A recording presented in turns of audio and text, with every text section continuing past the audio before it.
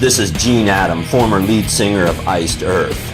Be sure to subscribe to Podcast and Stone, and don't forget, join our community on social media. Metal lives. Ladies and gentlemen of the Iced Earth community, welcome back to Podcast in Stone, the only podcast 100% dedicated to iced motherfucking earth. Welcome to the first episode of 2018. We're talking about Glorious Burden today, guys. I'm joined by my co-host, the incomparable Chuck Hoskins. Good morning, and how are you, sir? Jason, Happy New Year, buddy. How are you doing today? Happy New Year to you, man. Yeah, I'm doing fantastic. It's so good to get back to doing episodes, man. It felt like the Christmas and New Year's break just felt like it just dragged and went on forever. So it's nice to get back to the podcast. We've Yes. had a bit of a boost. We've got some new listeners and new watchers, join the group and join the channel. So it's exciting, man. I'm excited. So much to cover in this episode, man. It's going to be good. Thank you very much to Matt Barlow for being on the show and sharing our podcast, as well as Sentinels shared us on their Facebook page as well. The response to that Matt Barlow interview has been incredible. Right. It's our fastest. It was great. It's not the most successful episode, but it's definitely our fastest growing episode, and it continues to grow every day in views and activity, comments and stuff like that. And the fact that not just Matt shared it, but we had Jonah from Sentinels and the Sentinels page as well share it. That just means a lot to us. That they appreciate what we're doing and they want to show people, and that's awesome. Quick number news. I just want to give a shout out I doubt they'll be watching, but just a shout out to Blabbermouth. We really appreciate you. Yes. You giving us credit for our 3-hour Jon Schaffer interview. We appreciate the mention there. It's pretty big deal for us, really, for a publication of your size to really kind of give the small guys a little mention. That means a lot to us, man. Cool. I'm a big Blabbermouth fan, so that was cool seeing our name on there. Extremely unexpected. That was also thanks to Johnny Z with Brazil Under Ice for always sharing us and being a friend to our podcast as well. So Johnny Z, thanks, buddy. And thank you to everyone else who has subscribed, liked, watched, commented. Everybody that has supported our podcast in any way. Watch the video. Even if you just watch one video once, that's all you've done. That's still supporting us. Right. To me, that's still supporting us. So we thank everybody. 2017, what a fucking year! That was a great year for us. 2018 just started, so let's get into it. Right. This is going to be a glorious year. Pun. All the puns today. Puns, we got them, Chuck. Today we are talking about The Glorious Burden, Iced Earth's 7th album. The first album to feature Tim The Ripper Owens on vocals. Yes. And an album, I'm sure we're going to get into it, torn a lot of people when it was first released. So, shall we get on to the personnel, Chuck? Let's hear it, buddy. As always, the incomparable Jon Schaffer on rhythm and lead guitars and backing vocals. The introduction to Tim Owens on lead vocals. James McDoug returns on bass guitar.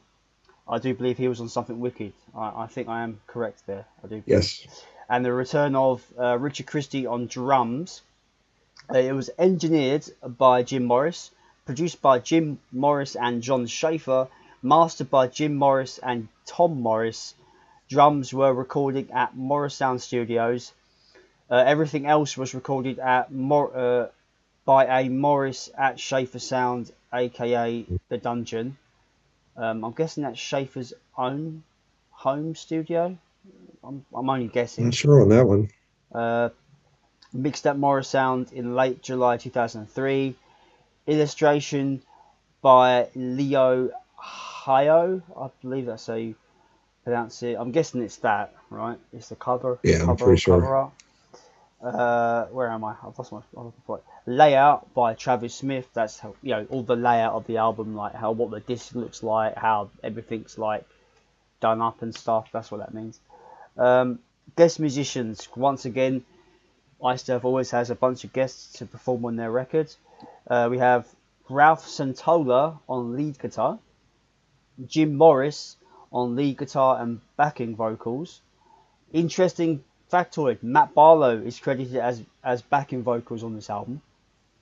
Nice. There's only one song that I can definitively hear him in, but we'll get to that. Sam King on backing vocals, Jeff Day on backing vocals, Howard Helm on piano, Susan McQueen on flute and piccolo. Is that how you say it? Piccolo? Yes. Michael Lobu, I guess it's Lobu, I do apologise if I got your name wrong there, on bagpipes. The Prague Philharmonic Orchestra performed all of Gettysburg, which is fucking amazing. The fact they got a proper orchestra to do that is awesome.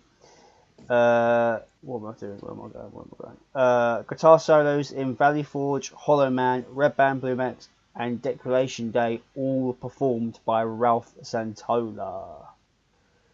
Guitar solo in When the Eagle Cries by Jim Morris.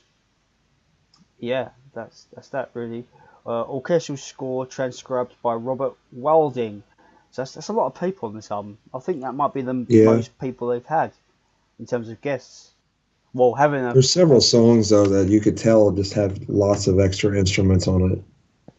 Oh yeah, man. I wanna. I'm guessing you're probably more versed in the theme of this record. I'm not saying you're an expert, Chuck, or anything like that, but obviously where I'm from, the UK, I don't really know much about the Civil War and that kind of thing. So could you, from your own knowledge, run down of the theme of this album for people? Well, it's not just about the Civil War. It's a history album, and there's definitely some. I've heard John defend it that some people call it a war album, but it's a history album. Lots of really cool concepts. The Gettysburg just overwhelms the album, just as far as the creativity. It's just it's something you're not used to seeing in metal. It's not the typical metal concept. And I remember the day it came out and I saw the cover of it and I was like, Iced Earth, So I think of Glorious Burden. I think of Tim, Matt's exit and Tim's entrance is the first thing I think of. And I know we're going to get into our initial thoughts, when we heard of that news. Well, we might as well just go into our introductions, I might start that actually. So back in 2003 and 2004 kind of time period, I didn't have the internet at home. The internet was still kind of like a thing where it's just like, it's big. We had it in schools, but not at home. So there was very limitations in schools of what we could use the internet for at schools, because there was website blockers and all sorts of things to stop children running into things they're not meant to. So it was a case of not knowing that Matt Barlow had left, and basically just discovering Tim just by listening basically. And there's a magazine called Kerrang magazine in the UK. I'm not sure if you have that over there or not. Yeah, I'm familiar with it. I used to buy that quite often when it's still done a lot of underground stuff. Now it's a lot of mainstream stuff now, but I think if it's still going, I don't think it's still going. But yeah, I bought one of their their cover CDs they would have, and it had The Reckoning by Iced Earth on it. And I listened to that, and I'm just like, wait a minute, who is this guy? I didn't know who it was. I was like, where's Matt gone? I generally thought they might be showcasing an older song, because I was expecting to hear Matt. You know what I mean? If it was new, I was like, it should be Matt Barlow, but it wasn't. And I really did not like it. Straight away. It took me. It's probably the album's probably the longest it took me to really kind of appreciate it, longer than any other album in the catalogue. And it is, I think a lot of people may agree, especially by looking at our viewer comments for this episode in particular. that was a big factor. Was the changing of singers was a big. It was either it made people love the album more because maybe there was people that I know there's Tim Owens fans out there, but I think a lot of people it turned a lot of people off, and it definitely turned me off. And it was an album that it was my least favorite album for a very long time, just because I just couldn't. I was such in denial. I was so butthurt. I couldn't accept that Matt wasn't in the band. So that was basically my introduction. I basically started. I just basically started this record with not liking it to begin with. My opinion has changed massively since. Yes. But how about you? Very Chuck? similar story for me. I remember hearing that Matt was gone and just being devastated because when I got into the band, the Gene Adam and John Greeley days were already behind me. So Matt was all I knew.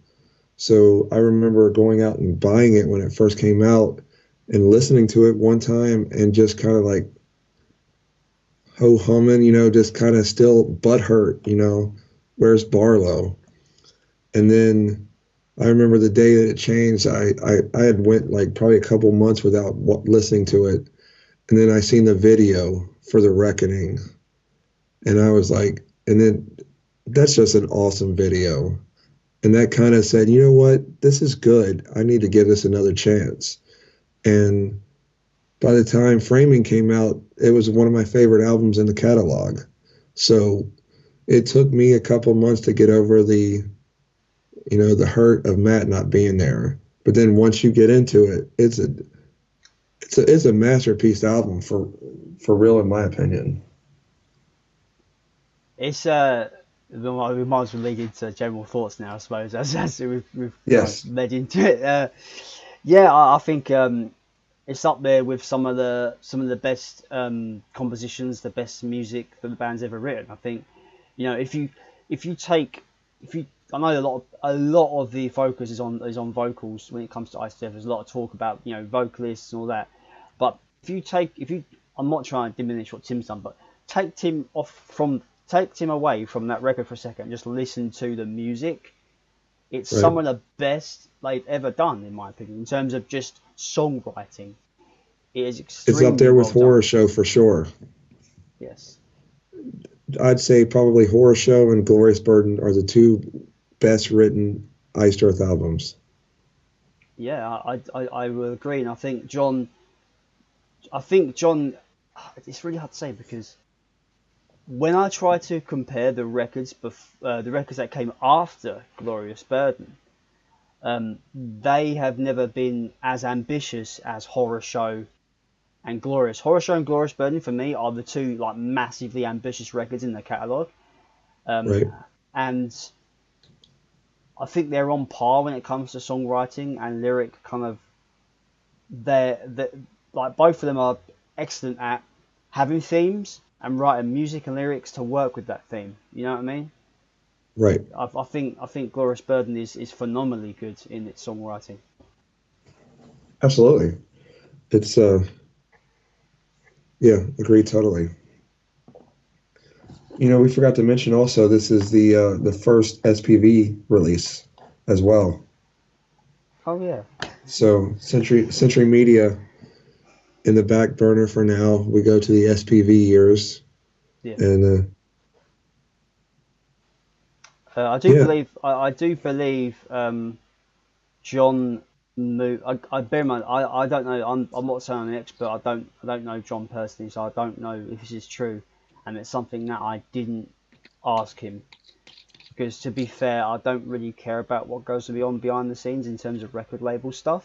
That doesn't interest me when it concerns the band. But I heard, this could be completely incorrect, so take this with a pinch of salt.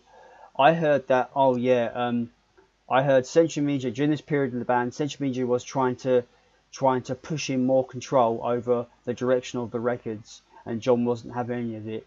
And SPV offered him a complete creative control deal for 3 albums or something like that, and he took that, and that's why he was able just to go crazy with this record. I think that's why it's so That's why I think it's so ambitious, because he was given the we're not going to get in your way, do what you want. And I think he just went fucking full ham with this record.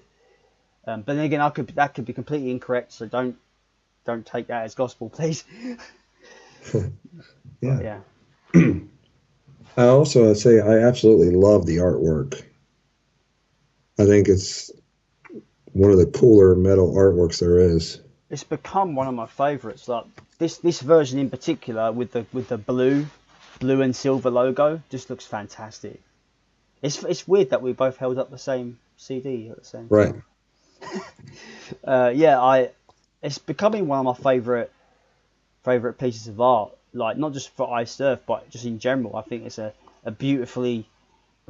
beautiful painting that really depicts warfare from that period, like how brutal and just bodies just clashing into each other and just causing complete destruction to each other. Like, I've heard people that don't live in America claim that this is a pro-American album. I disagree. I do. Yeah, obviously it centers on American history for the most part, but I don't think it's all like America. I think that's bullshit. I think Jon's he told us Jon is extremely passionate about history. He's an American historian. He loves his history. And I think this was his like sweet spot for American history was the Civil War stuff. And I think he's crafted the songwriting so well that really captures what he loves about the history and all that. So I don't believe it's a pro-American. So people if you think it's a pro-American album, I do disagree with you. You're entitled to your opinion, but that's just me. As a British guy, I don't believe it's a pro-American album. I think that's actually after a couple of years after this was released, I actually got into quite a spell where I started watching a lot of Gettysburg-oriented movies. I have a couple. I can't find the other one right now, but I actually even read a book about Gettysburg, just from the stories, in the CD. And I know one day I would like to make it to Gettysburg. I haven't yet, but there's some really cool books out there in your library. If you are passionate about this story, and I went to the library and actually looked at several books and stuff, and there's always History Channel stuff on there. So there's some neat stuff out there that, was inspired just by me listening to this record and watching the DVD. Which, we'll go ahead and talk about that for a second. This is actually a cool DVD. It's got just a few songs on it, but there's a part where Jon's out there with the historian, and they talk about Gettysburg for probably about 45 minutes, is it, Jason? I've watched it once, so I can't really remember, to be honest. I've actually watched it several times, but it's just non-musically, it's something very interesting to watch. And this is a very fair priced item. So if you don't have this, go check this out. And it's got one of the cool... I love that. It's a cool But anyway, little case. Check that out, though. It's very good. For fans in the UK, you could pick that DVD up for less than £5. So I really... Yeah. I recommend it for the Jon Schaffer interview alone. That Jon Schaffer interview made me aware that Matt Barlow done recording for that album before. So right. If it wasn't for that album, I wouldn't know that Matt done tracking. But anyway, so when it comes to this record, like, what really kind of stands out to you is like, a reason people need to listen to this record, Chuck? Well, to me, my favorite tracks are The Reckoning and Green Faced. They're so in your face. And then the epic, it's different from Dante's, but Gettysburg at the end is just, it's almost like an event, It's it was an event in history. So yeah, no puns intended, but But it's a 30-minute track if you put all three together that you just have to listen to it once. It's just epic. To me, it defines Iced Earth epic storytelling. Like Gettysburg it's so developed as a piece of songwriting.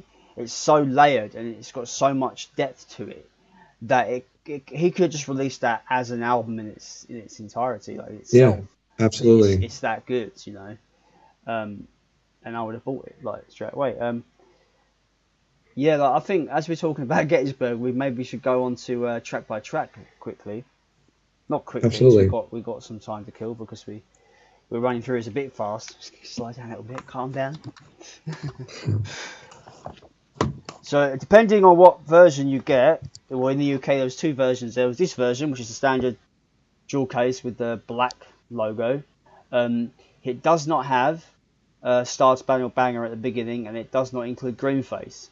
So of course, being a fan and knowing there's extra tracks, I had to get the limited edition version, which has Right. Star Spangled Banner. I don't really care about that Star Spangled Banner opening, but that's just me. But yeah, it has Greenface on it, and it also has when the Eagle Cries Unplugged, which I also don't care about. But yeah, Greenface I had to wonder have if those were Greenface. let out. I wonder if those were left out just because they couldn't all fit on a single disc version. Probably because this is two discs, so you're probably correct in that assertion. So yeah, I actually I think that is the reason. Anyway, let's kick it off with what I would consider the first song, which is Declaration Day. Chuck, your thoughts on Declaration Day? Declaration Day, I love it. Now, see, I'm going to disagree with you. There is no wrong answer, but I love the Star Spangled intro. I think, to me, every time I hear Declaration Day, I love the intro, the build up, and then it's, I love it. I think it's a hit. I think it's one of those songs that Tim just kills. We've talked about the Matt versions that we're never going to hear, and we have to make peace with that. But I think Tim's perfect on this song. I think it's great. It's a rocker. It's great. It's definitely like if like with me, like obviously I heard the album originally without that Star Spangled Banner opening, so I just heard it just came in with Declaration Day, Right. and it's one of the really kind of just straight up just heavy metal songs on the album. Right. Just like we're very, it's like they held it, it's like heavy metal, stripped it back. It's just straight in your face, Tim, like that climax bit was Tim is just screaming that chorus, fucking epic, man, so Right. good. Yeah, it's one of the simpler songs on the album, and I think I like it more because of that, because it's just more just like, it's what an album opener should be, just be simple, straight in your face, telling you, like, this is what the album's going to be. It's going to be a punch in the face. And whenever they play it live, it's great live as well. It's fantastic live, and I think all three singers do it really well live as well. Right. That was actually one of the two songs when I was waiting for the first show with Stu that I said I want to hear him sing Declaration Day, and I want to hear him sing 10,000 Strong. Those were like two ones I couldn't wait to see how he did, and he just nailed them both. Yeah, So, he's done a very good job. He's not Tim, and he's not trying to be Tim, which I like. I like he's Right. he's, I love that. He's done his own voice to it, and I think it just works really well. When the Absolutely. when the eagle cries, quite a controversial one for me. I like the song a lot. I prefer the unplugged one over the regular one. I like the video, just the simple, Tim and Matt. I'm sorry, Tim and Jon just sitting there. I don't think I like it or dislike it more because I'm from America. Of course, it's got a lot of meaning behind that, but I think it's a good song. Yeah. It's not by far the best ballad. I think the ballad from Horror Show was even better, way better than this one. I think it's a good song, but it's not fantastic. You were saying about like liking it more because you're an American. I just want to bring up concerning the themes of that song. The events that led to that song being written affect everybody, not just Americans. So I don't think it matters if you're American or not. You should be able to understand and resonate with what they're trying to, what the song's trying to say.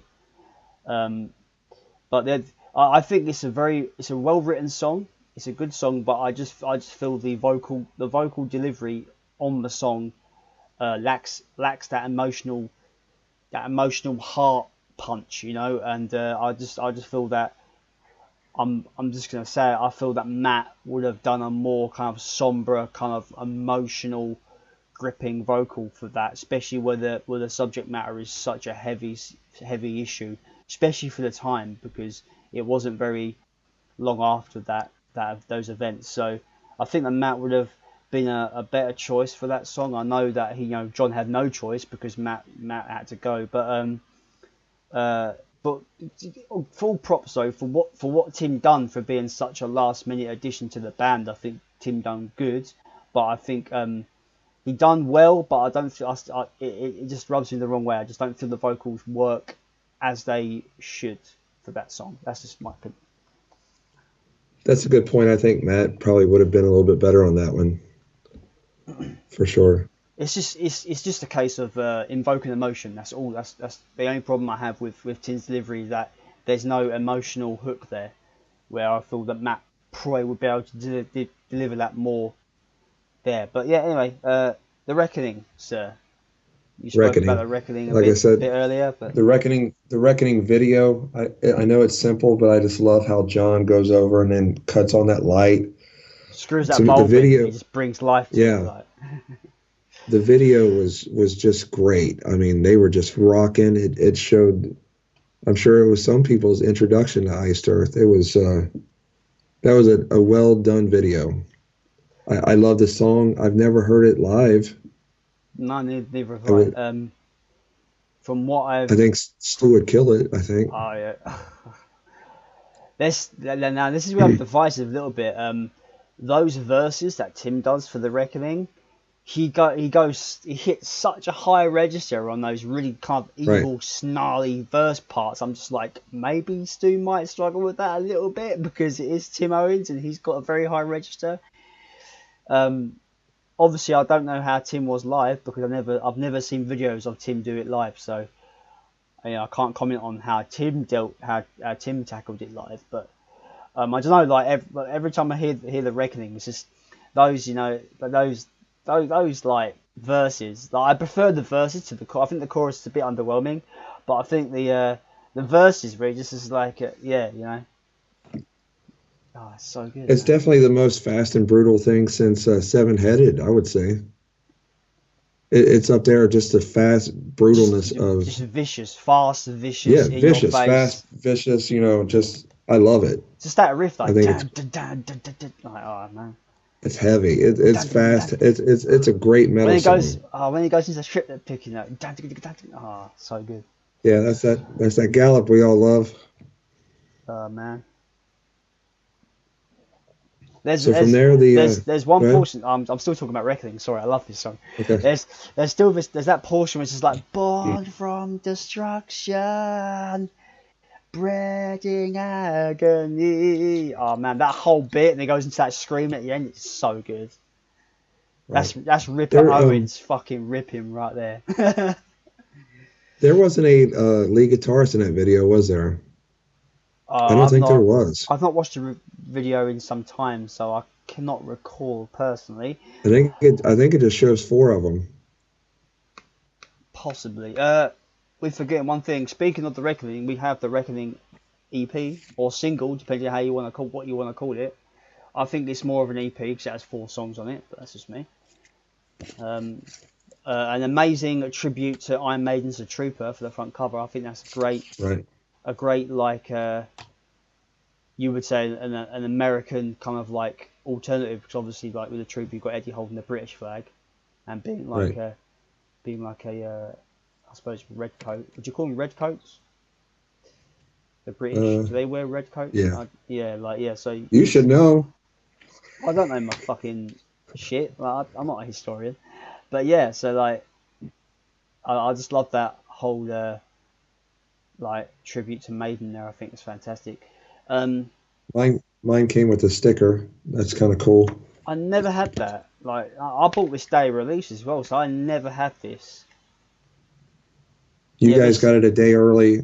Europe, January 12th, USA and Canada on the 13th. So that's kind of cool to see. Dolores Burden is officially 14 years old yesterday. So happy birthday, Dolores I've seen that. Burden. That's cool. it's quite fitting that we're doing this. We are recording this episode on the 13th of January. Right. It probably won't be out until the 14th. Probably I'll probably try to get it out for tomorrow. But this came out just before the record. It came out in 2003. I don't know when 2003. It could have been like the end of the year or something. I'm not too sure, but it does say 2003 on the back. The cover art was also illustrated by Leo Hayo, the same guy who done the original painting for the Glorious Burden. I do believe that original painting for the Glorious Burden was not done for the album. It was already an existing painting. Correct me if I'm wrong. I'm only guessing. I heard something that it was just a painting originally, but then Jon Schaffer got permission to use it. But I could be wrong. But yeah, I've never said I'm an expert. I'm just a fan. Don't kill me in the comments, please. Moving on. If we're going to go by the special edition track listing, the next track would be Green Face. I love Green Face. That's one song I've always wanted to hear live. I have 3 words, my friend. Heavy metal goodness. That's the song. It's great. I love the words. It's just a really cool song. It's just straightforward heavy metal. I love it. I think that I know a few of these songs. I've said this about. I think Stu would kill that live. Yeah, I think it would be that. Yeah, just that. There's that one line that I love. Their teeth and their ears will be trophies for me. Yeah, that's just I love it. Good stuff. Right, and you can't talk about that song without mentioning his scream is almost godlike in that song. This is so good. This is a swan song for Tim. I think he totally goes in and nails this entire record. As much as I want to hear the Barlow stuff, he is perfect for this album. Joe, I respect Matt an awful lot, and if he says to me his tracking was not good, I believe him. So I still want to hear it because I'm a fan, but nobody can deny how good Tim has delivered on this record, and especially from what John told us, where Tim was pretty much a very last minute addition. Yep. It's more than great. It's exceptional for a last minute thing. And some of these songs we're going to get to in a minute, he actually wrote lyrics for as well. So, and he changed the melodies of as well. So, yeah, Green Face is fantastic. One of the proper heavy metal bangers of the record for me. Track 6 would be Attila, which is my favourite song on the record. Loads of layers on this one. It's got one of my favourite riffs of all time on it. It's that Gallet riff.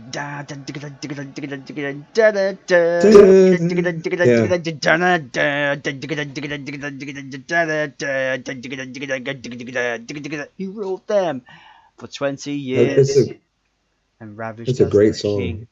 Man, it's so good, and that's what we were talking about earlier. The personnel. If you listen closely, you can hear Matt Barlow in the chanty bit at the beginning. It's undeniably Matt Barlow in that chanty bit. So, I'm really glad they left some of that Matt backing vocals in there. That's a really neat thing. Like you said, the Schaffer riff on that is amazing. I love Attila. Just love it. That riff, it just gives me so much fire. I'm just like, yeah. I get so it's one of those riffs that you just can't help but just get boosted with energy because it's just so just like fucking. Oh man, I can't put it into words how much that riff is awesome. I love the theme of that song about Attila the Hun and all that kind of stuff. Mm-hmm. It's fucking great song, great. And Tim is amazing on that as well. Next song, I don't know whether you would call this the hidden gem of the record, like the deep cut, which is Red Baron Blue Max. Would you call that a deep cut? I've played it live recently with Stu, so I remember being at the Plague show, and when they went into Red Baron, I was just so excited. It was, I'm like, Yes, Glorious Burden track live. I think it's great. It's right up there. You know, it's hard to pick a favorite off this album because there's so many jewels on it, but it's so well written. I love the chorus. You know, I love all things about this song. I just think it opens. That riff is. And now again, this album's got so many. This is such a It's riff. so riff It's so oriented. riffy. It's so riffy, man. Yes. Oh,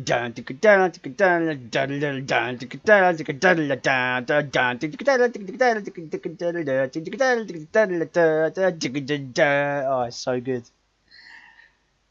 man. Oh, look, we're just going a bit crazy about these riffs. It's just got riffs, man. It's such a riffy album. I love it. Yeah, I agree. Next, obviously, you can't talk about Red Baron without his scream again, like Red Baron. It's godlike. He hits such a note, man. I can't. Tim does not get enough credit for this album. He really does not, man. He does not. And it's a shame. Moving on to Hollow Man. I am not a Hollow Man fan. I love every song on this album, but this one, the chorus, the melody, the tone, to me, I get bored with it.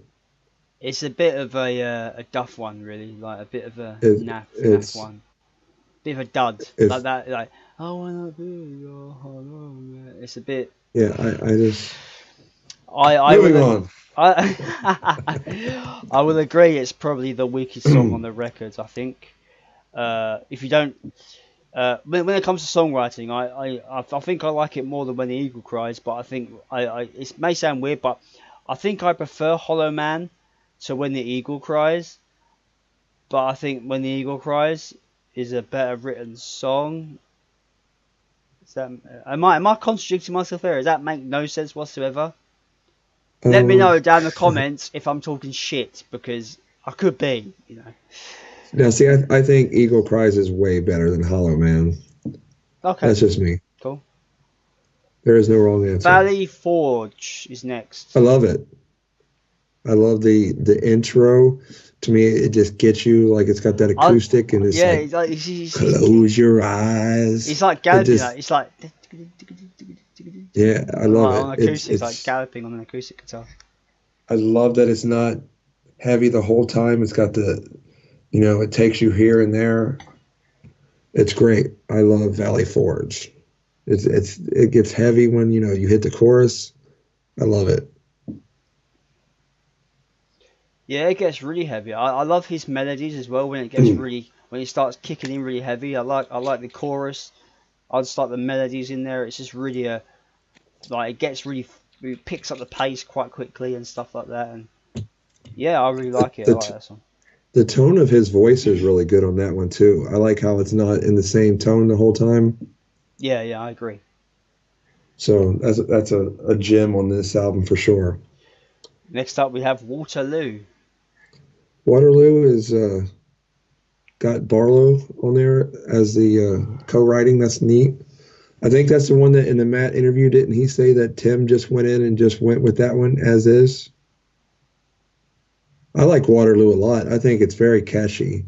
That's probably to me the sleeper of the album. I think I have to agree with you. Although Valley Forge is a bit of a deep cut as well that I don't hear many people kind of bring up very often. But yeah, I think those two are probably the deepest of cuts. Attila would be nice to hear live, but see, Waterloo is great, but I don't know how it would lend itself to a live version, just because you have to have all those kind of the epic choruses. So that's a good album track for sure.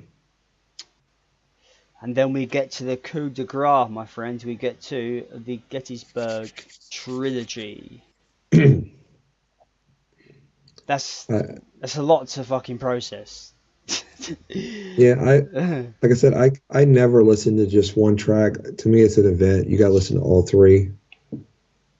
Several times I've got out the vinyl and just said, I'm only going to listen to the trilogy. I think it's great. I like I said, it inspired me to read a book. I can't think of another song that's ever done that. So that tells you how much it inspired me at the time. I've again, if you haven't seen movies on it, there's some really cool movies out there about this, but so well written. It's, to me, it's a gutsy move for him to say, I'm going to spend a half hour, on a battle, and it doesn't get boring. It's inspirational. It's very cool.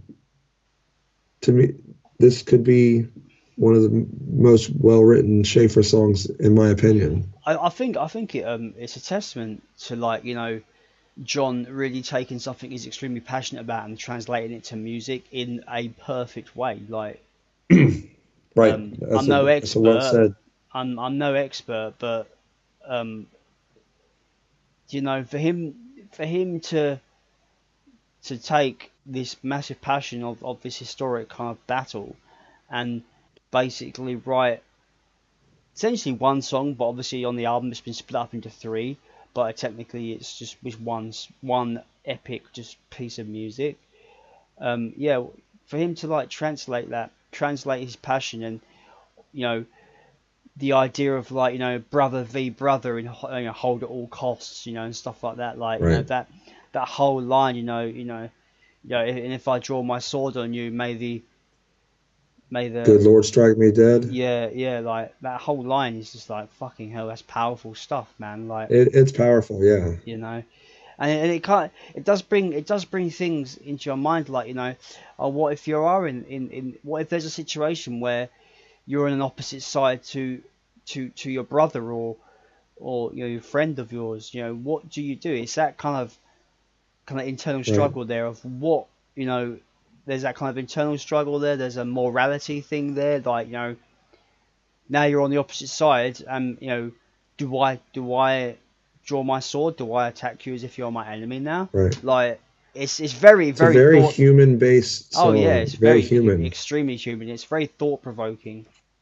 Right, exactly. Because we are fortunate of being in a time where I hope that I would never have to go against a friend or family member in such a violent manner. And I think the trilogy as a whole really sums up how just horrible and brutal that event was, in terms of, like I said about the artwork, it sums it up so well, where it's just bodies just flying into each other, just tearing each other to pieces. Right. They said that streams just turned red from all the blood in it. Just it's crazy how real that was. Hold at all costs is my, if we were going to look at it as three separate pieces, I think Hold at all costs is probably my favourite out of the three. I agree. But sometimes I don't want to really see it as three parts. I want to see it as a whole. And it always rubs it the wrong way when I see them play like Hold at all costs and High Water Mark, but don't play the first part. I was like, well, why? If you're gonna play two of them, why not play the whole thing? Well, it's kind of like the few times they've played the Wicked trilogy songs. It's like, I get that you don't always have a half hour to play them or whatever, but they sound so much better together. Yeah, of course. But I agree. High Water Mark is really good too. Like I said, it's all good, man. It's all good. Play it. It's not even good. It's exceptional. It's excellence.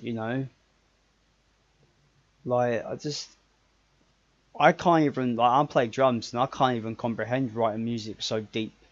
You know what I mean? Like, There takes a certain kind of talent to write music like that, and Jon Schaffer is that guy. And I think it just shows that he is so driven and so passionate that the music just bleeds from every orifice from him.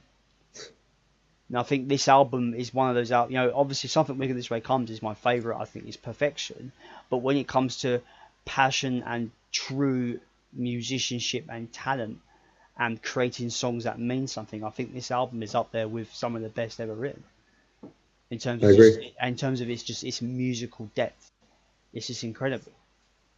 And if it came out and it was called The Glorious Burden and all it had on it was The Devil to Pay, Hold at All Costs, and High Watermark, it would be I'm not saying it's not a masterpiece. It's a masterpiece. But if it was just the Gettysburg, if all we got is that, then I'd be a happy man. Like that, it's incredible. I agree. And the idea that John is hinting at a Epics tour makes me extremely excited. To me, it was really neat hearing Stu talk about that, in our interview with him, that he would love to do that. I think it's an amazing. It'll be hard to pull off live, like John said, with all the pre-recorded stuff, but, it'd be cool to hear live for sure, at least once.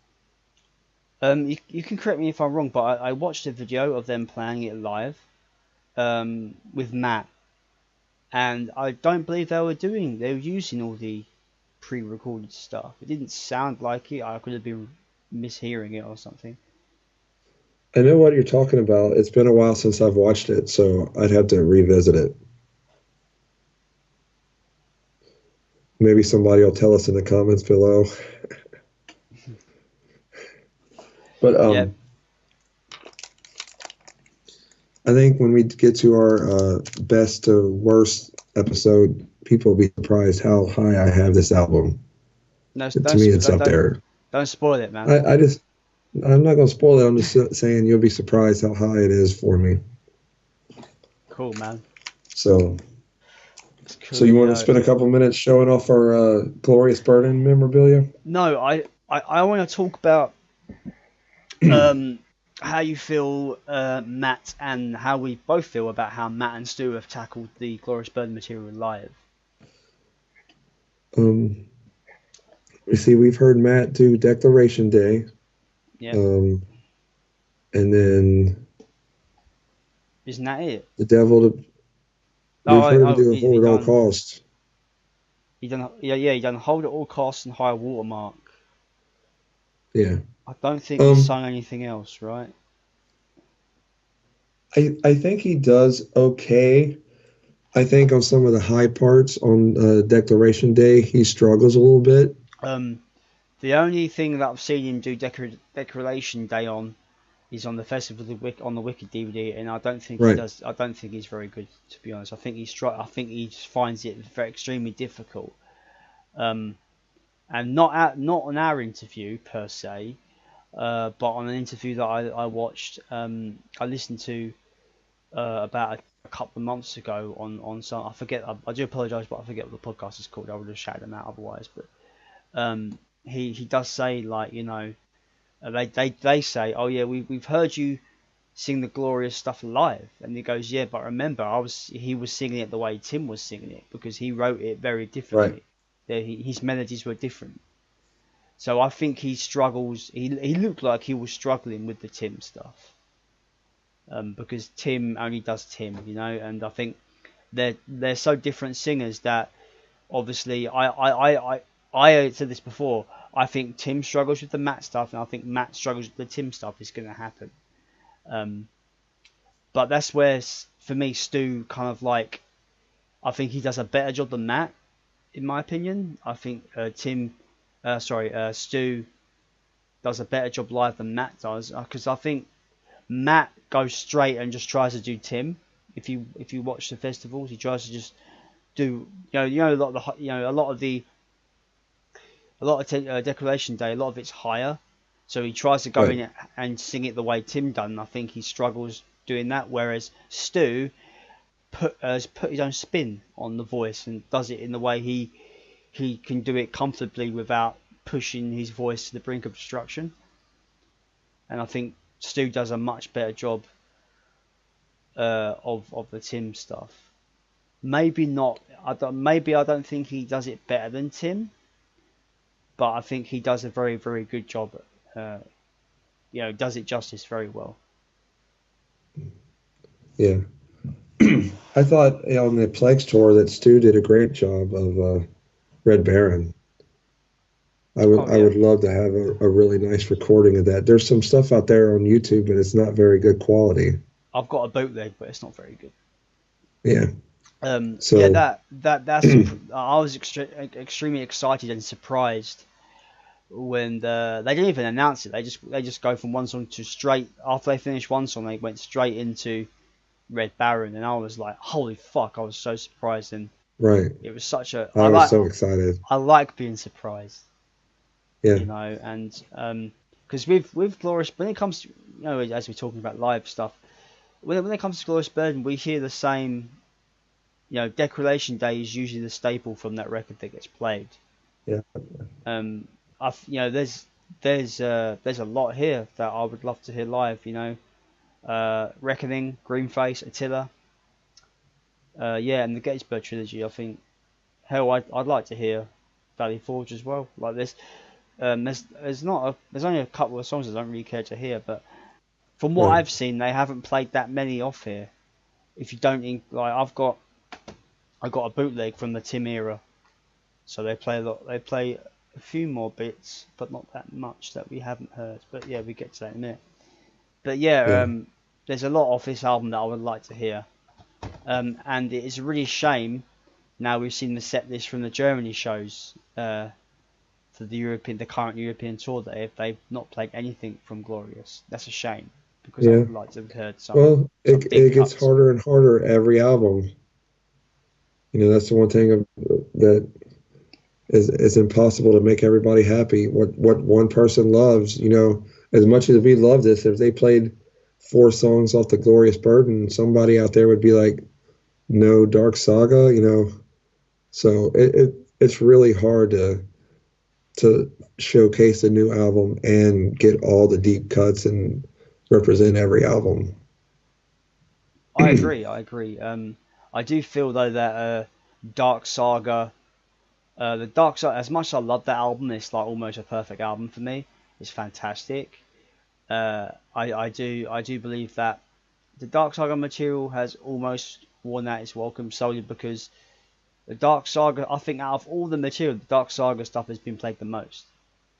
Now you can correct me on that in the comments, people, but if you look at some of the shows, like when Matt came back, they played a load of stuff of Dark Saga for those shows, his comeback shows and stuff. So I would like to know, maybe shelve the Dark Saga material for a little while and bring out some of the Glorious Burden stuff or some of the framing stuff. You know, so much stuff from the Tim era just Right. gets overlooked, and I just wish they really bring it out more live.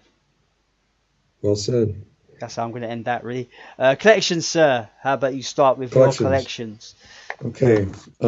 I don't. I want to get the jewel case, but I have mine comes with a slip case, and it's got the book. Now mine is signed by the entire band, That's awesome. so I have it in a nice protective plastic case. So that's my Glorious Burden CD. We showed this before, Reckoning. I think this cover could have actually been the album cover. I love it. I wish they would do a Century Media cash grab. This is a vinyl single, please. SPV. I mean, yeah, SPV. I mean, okay. This is actually a pretty decent bootleg DVD. I agree. Tim, I love the cover. I think Tim is excellent. He's excellent across all Yeah. the material on that specific show. They I, do, go ahead. Sorry, I cut you. Green Face is really good on that one, by the way. Yeah, I just want to Um, say, quickly, as we're on that bootleg quickly. If anyone that really did not like the Festivals of the Wicked Tim Owens show, which I'm one of them, I think it's awful. Definitely try to either track this down on on YouTube, because it's a very, very, the video footage isn't the best, but the sound is very good, and Tim is excellent across the board. It's got. Hey, does yours have a thing on the bottom that says "Trade, don't sell"? Yeah. Okay. Mine looks to be more of a nicer kind of print off than yours. Yeah, it is. What? Yeah. So, we brought this up before. Here's the Gettysburg DVD. I love the fold out. So, there's that, and vinyl. I love the gatefold for this. Just beautiful artwork. Some of the best artwork. Yeah, sure. Absolutely. And I've seen this that. Is I was going to say I've seen that green face artwork on a T-shirt, and I want it. It's got the lyric notes on there. Got the lyric notes. Yeah, this is a well put together vinyl release for sure. It's got a nice little. This is hard to find. You're going to have to look for this one a little bit. This isn't a. I got mine for a steal. I think I only paid like $35.40 for mine. Pretty good shape. Let's see yours, Jason. Right, I've already shown these, but I've got the standard UK jewel case that came out in the UK. It does not include the Star Spangled Banner, Green Face, or When the Eagle Cries Unplugged, but it comes with just the rest of it. I have seen a standard jewel case, I think it's from like Europe somewhere, that has everything, that has all the extra tracks on it, so I will probably hunt that down at some point and have that as well, because it's kind of a unique release, so I've got to own it. But yeah, I've also got the limited edition, same as Chuck's. It comes in a slip case, has 2 discs, comes with all the bonus stuff like Green Face and that. And as a fan, I had to have it. Every version. Yeah, I had to have a limited version because I didn't know about the extra track. I heard Green Face. I forgot to mention this when we were talking about Green Face. I heard Green Face on the internet at school because apparently a friend of mine told me that the limited edition had an extra track called Green Face. So I listened to it, loved it, and I thought I got to get the limited edition now. So got that. I got obviously the Reckoning EP. It does not come with a sticker. I don't know why yours came with a sticker, Chuck. It's really weird. Mine didn't. I've had mine since day of release, so mine definitely did not come with a sticker. I'm a bit sad. Maybe it was a US deal. Yeah. Got that. I've got on cassettes, which I do believe is a bootleg. I do believe it's a bootleg, but I don't know about you, Chuck, but it is the fucking most really well made bootleg I've ever seen. They did it well. If it's unofficial, they did a good job on it. The one thing that's telling is the iSturf text there. Yeah, I've seen others with the similar text on there, but they're not. The covers aren't made up as nice, and they're obvious bootlegs. So maybe they went a bit more nicer with this one. This is one of the most. If it is a bootleg, it's one of the most expensive tapes that I've purchased when it concerns the iSturf catalogue. It's still sealed. I plan to keep it sealed because I've got no way to play it. But having John to attempt to authenticate it was really fun because he didn't really know what it was either. So because it looks real, but it could for all well be a fake. So, but it's cool to have it in my collection. I wish the logo was blue, but what can you do? Oh well. That's my cassette of that. Again, I've got the same bootleg as Chuck has, the Live in Sorgut. It took place on the 19th of April 2004, so not long after the album came out. If you can hunt down the bootleg, I recommend it. Never pay silly money for bootlegs. Try to get it as cheap as chips, but yeah, or just look. It's on YouTube. Yeah, look, you can watch it on YouTube. There you go. Don't even buy it. I wouldn't recommend buying it because it's a bootleg, but because I like physical media, I have to get it because it's a show that I've not seen. Right. But yeah, Tim is Trade, don't sell. listen, read the back. Yeah. Tim is exceptionally exceptionally good on this. Across the whole catalog, I think he sounds great. On it's weird because I obviously will always say Matt sounds better on the older stuff.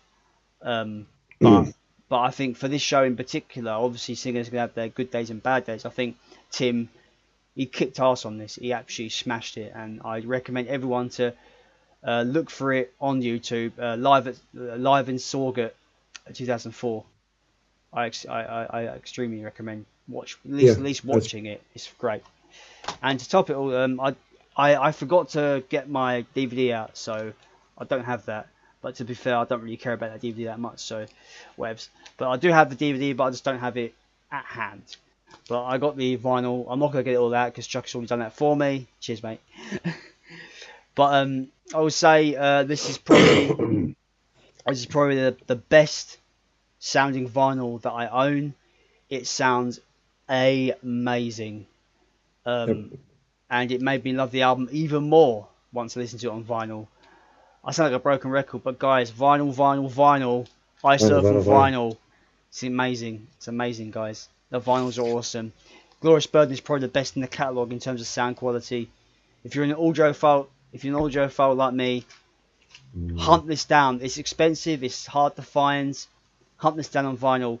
Adam Ortiz, a quick shout out. Thank you for leading me to owning this.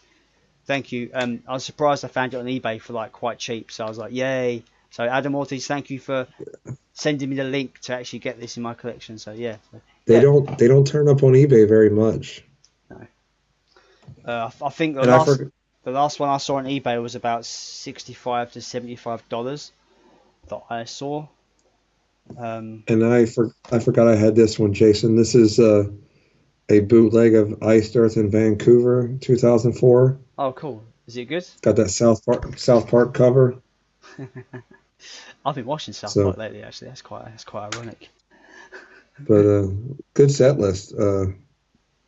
Greenface, Red Baron, the Wicked. This is a neat time when they did the Something Wicked trilogy, then did the Gettysburg trilogy. So that's like almost half the show. Back to back. Yep, and then end with Iced Earth. That's a killer ending. They did that with this one though. Yeah, that's a neat way to do that. So.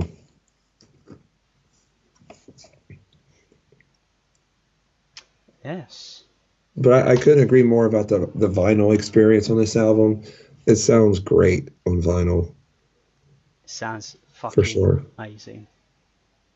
Yeah. It's the way it's the way to listen to the band, definitely.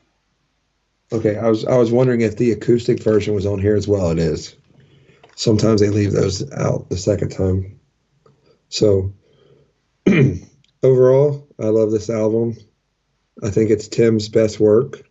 Not that I don't like Framing, but we won't talk about that right now. It's a great listen. It's one of those where, some albums you could put on and want to hear like just 2 or 3 songs and then go to the next one.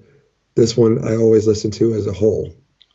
Yeah, I think this as we were saying with Horror Show, and what we were saying to Matt about Horror Show, how that that has aged very well. I think Glorious Burden, it's got better with age. Like, I appreciate it, and I can say that I love this album now. But when I first heard it, I wasn't sold. But it's taken, I don't know, like 10 years or so for me to really kind of absorb it and, get over the fact that Matt left and actually really appreciate the songwriting and really appreciate what Jon was doing with the songs. And you can tell he's poured his passion for history into this record, and it's just I think it's an album in the catalogue that everyone needs to hear. I know we're probably preaching to the choir, but like, right.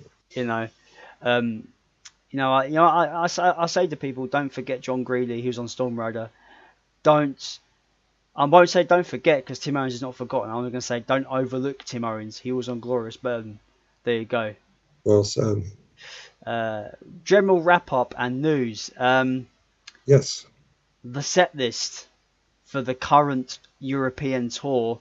Not that I want to call it European tour. It's more like a fucking Germany tour. The bastards. Anyway, it's the current.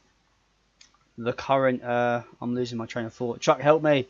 The current set list for. I love it. If they said that this is the one we're taking to the States, I would say okay. It's heavy on the new album, as it should be. Yep. And some standards that you just couldn't go without doing. They're there. And there's a couple tracks that we've yet to hear Stu sing, which is something I want on every tour. Wicked Trilogy. Something Wicked Trilogy. Travel in Stygian. I was going to say the Wicked Trilogy and Stygian are the co-highlights. Yeah. And Storm Rider. It's nice to see Jon playing Storm Rider. Yeah. I think it's great. They brought back Dracula. Last December. That's a deep cut. Yeah, last December. I've not heard Stu sing that yet. And although I would not, I'd rather have something in the show other than Watching Over Me. But it'll still be cool. But it's dedicated now. Yeah, it's dedicated to Warrell Dane, which is good. Also, in the news, they've announced that by popular demand, VIP is back in the States. I will be picking up mine this week because I got to have that beer stein. And I absolutely love my Dystopia poster. And I've got to have the Incorruptible one as well. So VIP $75 is a great deal. Me and Jason have both done it. It's one of the coolest experiences you can get at a concert. Yeah, I was gonna say, like, I know we're probably preaching to the choir. We're probably talking to Iced Earth fans, big Iced Earth fans. If you are a super fan like us and you've not had the chance to grab VIP, you live in America, I highly recommend picking up VIP. It's a lot of fun. When I've done it twice, I've done it on the Dystopia tour and on the Plagues tour. You get about an hour with the band either before the show or after the show. I think it depends on where you are and what venue you're at. But yeah, it's great. You get to hang out with the band and chat and just get stuff signed. And if they ever come to the UK this year, I'll be sure to take loads of stuff to get signed. Right. So I definitely promote the VIP experience. It's great. Get some one-on-one time with Jon and Stu and everybody. Get stuff signed. I just showed off my picture. It's one of my favorite collectibles. It's a cool experience. And in the grand scheme of things, $75 to meet your favorite band is not bad. If you don't believe me, look it up. Look up how much a Gene Simmons experience is, and then you'll laugh and say $75 isn't bad at all. So in our group, we had some people write about the experiences with Glorious. You have that ready to go, Jason? Yeah. One sec. Let me get my phone. Let me bring it up. And thank you for everybody that took time to tell us their story. Shall I kick off? With this? Yeah. Hit us. If you're comments, we ask people to tell their stories of their thoughts on the Glorious Burden and maybe their stories of being introduced to the Glorious Burden, and some really cool stories from people. Jason Redding, awesome for having an awesome name because your name's Jason. Awesome, Jason, stick together. Jason Redding says, such a classic. I think Tim's voice is perfect for this album. We've obviously agreed for this whole podcast so far. Tim is incredible. Dan Random, he comments, the first time I heard Iced Earth was seeing the video for The Reckoning on Headbangers Ball. Instantly hooked. A change of pace for the band, but there are some great songs on this album. The Reckoning, Greenface. A lot of people don't seem to like it. Greenface is talking about, but I do. Red Band, Blue Max, and the awesome trilogy at the end. I couldn't agree more with his comments. Well said. Exactly, excellent. John Bader says the album is epic. especially now after years aging since 2004. That's we've already spoke about, how it's aged exceptionally well. Yeah, Right. a lot of very similar thoughts from people here. Mark Buckner, he comments quite a lengthy thing. I was hesitant at first to buy this album because I had Framing Armageddon and didn't like the contrast between Tim and Matt's.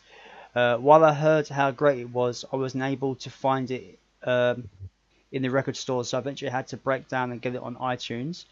I do think that this album, while not my favourite, has a great place around the top of the catalogue. Jon really knew how to match the tone of Tim's voice, and every song really has a great sound to them. Now, I'm just going to stop there for a minute. He says about Jon matching the tone with Tim's voice. Now, Jon didn't match the tone with Tim's voice because the album was already written and recorded before Tim came in. So I think that what Tim done as a last minute thing, he must have adapted to the music, and what he done was exceptional. Just thought I'd bring that up quickly. Right. Not to undermine your comment, Mark, but I just thought I'd bring that up quickly. He also goes on to say, to me this also could have been the album of all albums if Matt was in a better place and his heart was in them. I think I partially agree there. The live version of Hold It All Cost with Matt was very cool, and I do think he would have been great on this themed album. I'm just going to say Matt is great anyway. He's great with everything he does, so I don't see how the album could be bad with Matt. Does that make sense? Agree. Yeah. But I don't think it's a bad album with Tim. I think Tim done a smashing job. So yeah. JP Cipriani, sorry JP if I pronounced your surname wrong. I'm terrible with surnames. He comments. I remember buying this album and thinking, well, this is certainly different. I like others at the time, did not realise that Matt Barlow had left the band. I was taken by surprise, and with this album, and with the albums that preceded Glorious, specifically Dark Saga, Something Wicked and Horror Show, I immediately thought that it wasn't going to be a good record. But after listening to it, I realised that the songwriting was at an all-time high in terms of lyrical content. Do I think it's at the level of Horror Show for its music and lyrics? No. But do I think it's a great and solid album with perhaps the best written trilogy the band has ever done, and a terrific replacement singer in Tim Owens? Absolutely. And it is clear throughout the entire album how passionate Jon was and is about historical events and figures. It is also quite impressive that Tim was able to step in at almost a moment's notice and perform the way he did, especially on an album that was originally meant for Matt. Kudos to him. He is also equally amazing on Framing, but that's for another time. Everything you said there, JP, is well said and well deserved. Yeah. So, yes, we 100%. Well said, JP, my friend. Richard, I'm losing my voice reading this out, dude. It's a lot to read here. Richard Clark comments, this was certainly a controversial one for me. When my friend and I stuck the album on, we were both shocked by the lack of Matt Barlow. There was no internet back then, and info on Iced Earth and UK magazines was scarce, so we had no idea about the change. When we heard it was a different singer, we thought maybe it was an older album, like as old as the debut or Storm Rider, but no, we looked at the inner booklet of the album and found out it was the latest release. The two of us lamented at the departure of Matt, though eventually we started to like the album and Tim Owens. In fact, it was this album that made us want to check out the Ripper, Judas Priest albums, as well as his other work. The Glorious Burden is now generally one of my favourite Iced Earth albums, and I still hope for a tour with Ripper as a special guest. I would love to see Gettysburg live. Also, the first time I saw Iced Earth was with Tim, so that makes it all the more special. That's cool, man. Thank you for that, Richard. Yeah. Cool comment. Let me just interject real quick that it's cool hearing the stories about how the internet has changed stuff.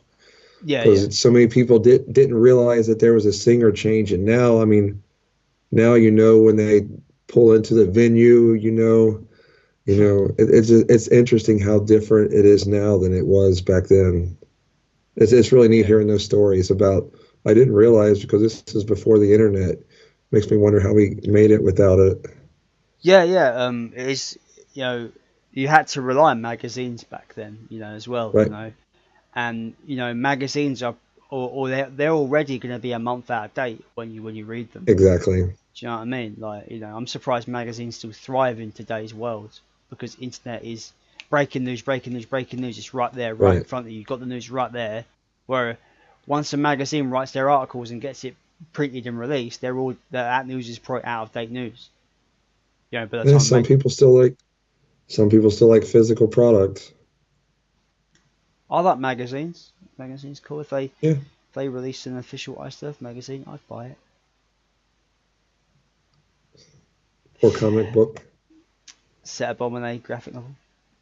Yes. Get on that, Please. John. Get on that, John, please. Please. Anyway, website, yes. Mike Scott comments, love this album, and love this album. And it was the first time I saw iStuff live. Tim was amazing, well worth the 1100 kilometer. What's that? Kilometer.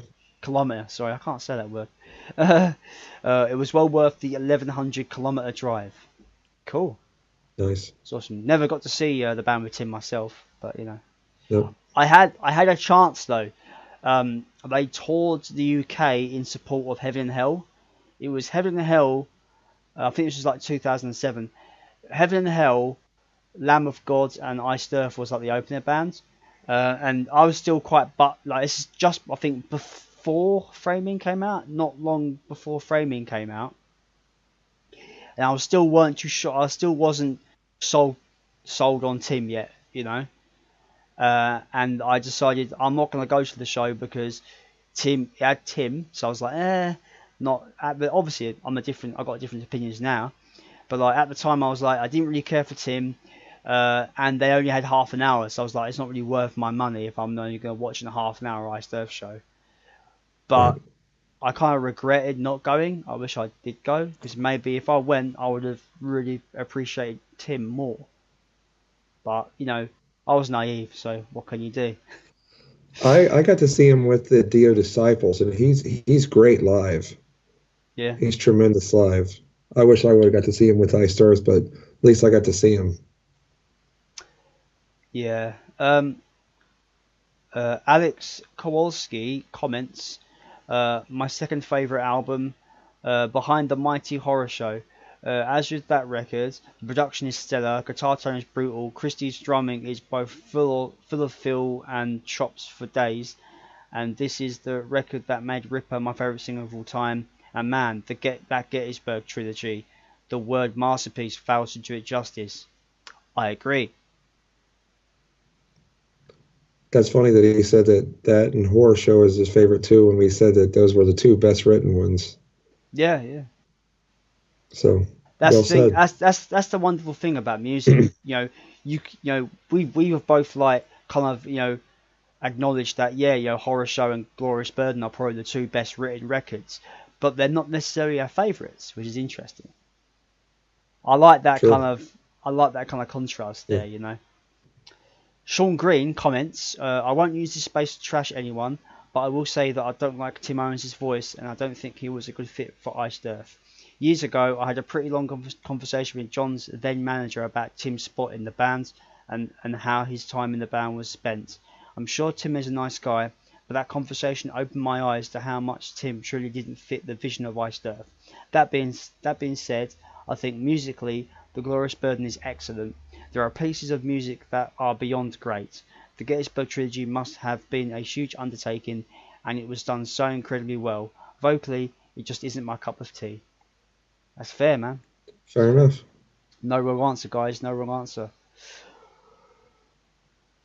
I'm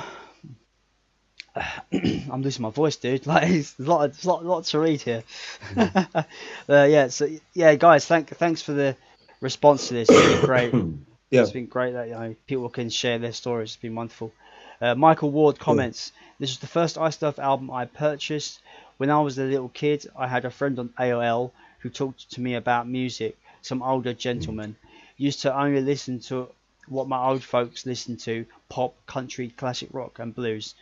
Well, he sent me a couple of songs to listen to. Shortly after I found and listened to their entire back catalogue. He says, shortly after I found and listened to their entire back catalogue, not every second of it come 2004, I bought the I'm guessing I'm getting confused. He says, come 2004, I bought the Glorious Burden when the clerk at the record store told me it came out while I was browsing, so I bought it and wore the thing out. While I missed the absence of Matt, I wasn't offended by Tim's vocal. I wasn't offended by Owen's voice or style. Nice. Yeah, that's cool. It's cool, man. Like I was never offended by Owens. I just like it was just a shock that there was no match. You know what I mean? Like shock factor. Yeah, I've never disliked Owens' voice. It's just like, whoa, no Matt, what's going on? Oh, there's so guys, you're awesome with your responses, man. So much. My voice is dying. My voice isn't perfect today either, so I apologize for that. Right, I'm gonna stop there, guys. I do apologise for the people I've missed out, but I don't have any drink left, so I can't keep going. Get on our Facebook page, and you could read all these comments. Podcast and Stone Facebook. Look us up. Facebook.com/podcast and Stone. Be there or be square, guys. Chuck, how about you talk to them about the update to the world tour for America and the unveiling of the new merchandise? Oh yes, we have a picture on Ice Earth has done really good lately on their Facebook page as far as keeping us updated. Props to them for that. There's a good handful of pictures of shirts. You got the Black Flag, the Heathen Army. I know I'm missing. What else am I missing? Seven-headed. Seven-headed. There's a 30 years of dominance. Is that what it said? Yeah, it's a 30 decades strong. 30 decades. That's the T-shirt I want. I want it. Yeah, so bad. Set looked pretty wicked in that picture. So you got that on there. You got the vinyls. Looks like there's some orange art books as well as regular. So that's merch-wise. Limited to 200 copies, guys. So yes. Apparently, on the page they said that there's going to be 100 of each, 100 of the gatefold regular and 100 of the art books. They're selling 100 of them on the European tour, and then they're going to sell the other 100 on the North American. So I'm probably going to be out of luck to get one because you are all greedy bastards. So you got that, and they just added the VIP for the US. So everybody go get theirs. I can't wait. I think our podcast alone has 4 or 5 people that are going to be at the Cincinnati show. So that's great. I can't wait for it. Spread the word of the podcast while you're there. I shall. Nudge, nudge. I'll be wearing my Podcast and Stone shirt as you're wearing right now. Mine's a hoodie. Just a quick bit of news. We will get Brent and Luke back on as soon as we can. They are very busy right now, as you know. So as soon as we get updates on those, they are still coming. Yep, indeed they are. Another news concerning North America.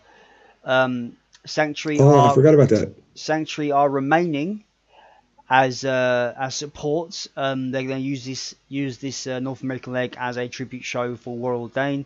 On vocals, I can't remember the guy's name, but the singer of Witherfall, which is Jake Dreher's other bands, is going to be performing with Sanctuary. So that should be a really good send off for Warren Ordain. I keep getting his name wrong. Yeah.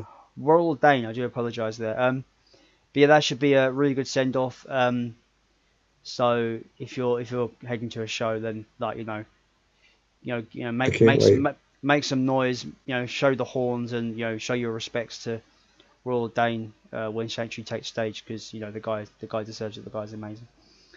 So yeah, that's that. So yeah, Glorious Burden. Fantastic record. I listened to it like 3 times this week to prepare, and I literally want to listen to it again now. it's great.